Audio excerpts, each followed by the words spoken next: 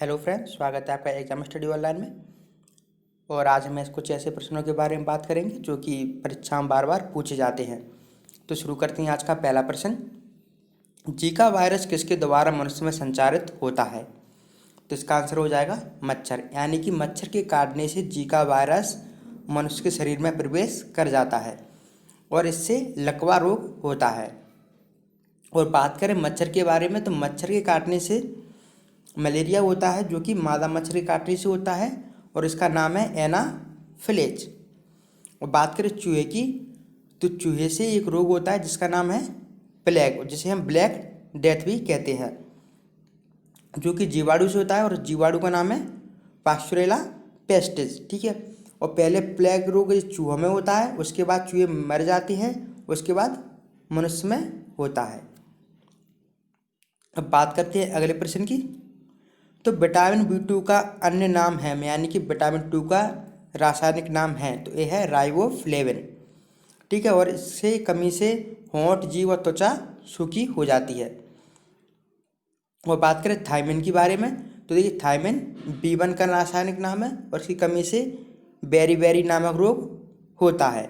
और बात करें हीमोग्लोबिन की, तो यह रक्त में मौजूद लोहयुक्त प्रोटीन होता है जो कि ऑक्सीजन को संतुलित करता है, यानी कि फेफड़ों से ऊतकों तक ऑक्सीजन को पहुंचाने का कार्य हीमोग्लोबिन का ही होता है।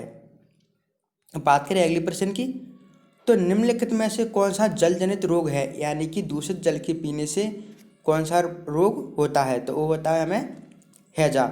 और बात करें चेचक के बारे में, तो चेचक को छोटी माता भी कहते हैं और इसकी टीके की खोज की थी एडवर्ड जनर ने। और यह इस वायरस से फैलता है, उसका नाम है वेरिओला मेजर वायरस। ठीक है। और यह संक्रमित रोग है, यानी कि एक दूसरे छूने से भी फैल जाता है। और बात करें तपेदिक की, तो देखिए यह जीवाणु से होने वाला रोग है जो कि फेफड़ों को प्रभावित करता है, मतलब इससे फेफड़े प्रभावित होते हैं। और तपेदिक को ही हम टीबी कहते हैं, इसे ही क्षय रोग कहती है। और यह माइक्रोबैक्टीरिया वायरस से होता है, मतलब माइक्रोबैक्टीरिया जीवाणु से होता है। वो बात करें आयोडीन की कमी से होने वाला रोग है, तो यह है घेंघा, मतलब आयोडीन कमी से घेंघा रोग हो जाता है जिसमें थायराइड ग्रंथि सूज जाती है। ठीक है। अब बात करें मिजेट के बारे में, तो मिजेट कुछ नहीं होता है, सिर्फ जो लोग छोटे होते हैं उन्हें हैं मिजेट कहते हैं, जो लोग बौने होते हैं उन्हें मिजेट कहते हैं। और बात करें मधुमेह की, तो जो कि इंसुलिन की कमी से होता है और इंसुलिन अग्नाशय से निकलता है। और इंसुलिन की खोज की थी फ्रैंकलिन सैगन ने, इसकी खोज की थी और यह पहला प्रोटीन था, इसके लिए इन्हें नोबेल पुरस्कार मिला। ठीक है।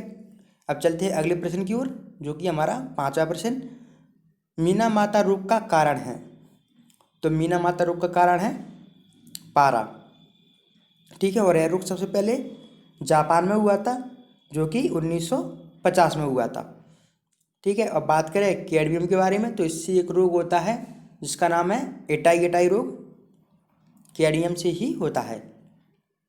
और बात करें सीसा के बारे में, तो देखिए सीसा का परमाणु क्रमांक होता है 82 और इसका चिन्ह है Pb और लैटिन में इसका नाम है प्लेम्बन। ठीक है। और बात करें जस्ता के बारे में, तो जस्ता की परमाणु संख्या होती है 30, या बोले परमाणु क्रमांक एक ही बात है।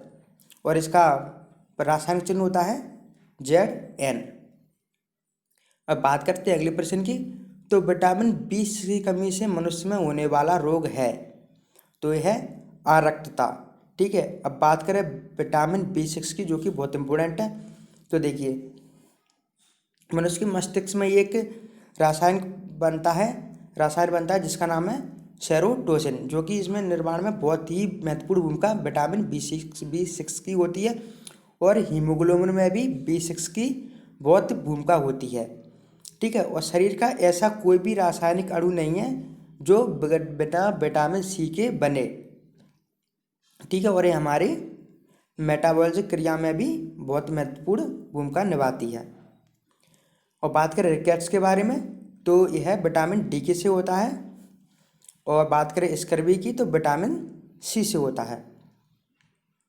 अब चलते हैं अगले प्रश्न की ओर, जिसका नाम है प्रश्न 7।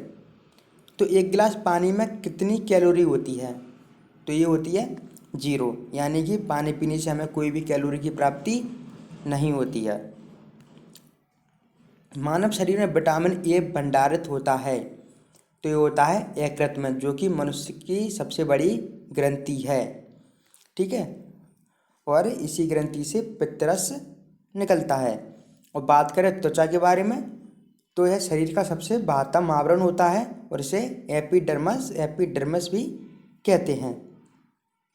वो बात करें अग्नाशय के बारे में, तो देखिए इसमें पैंक्रियाज कैंसर होता है जो अग्नाशय में होता है, यानी कि अग्नाशय को ही पैंक्रियाज कहते हैं।